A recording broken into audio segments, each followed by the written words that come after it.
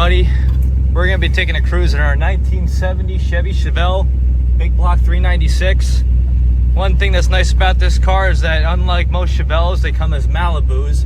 One way to tell that this is a Chevelle is that it has the tachometer on the left side, not a Monte Carlo gas gauge.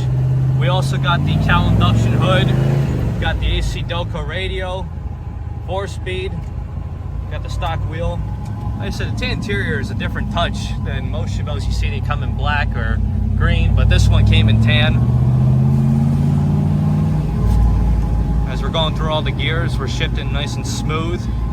It's hard to deal with a little school traffic here on a Friday afternoon, but we're keeping ourselves entertained.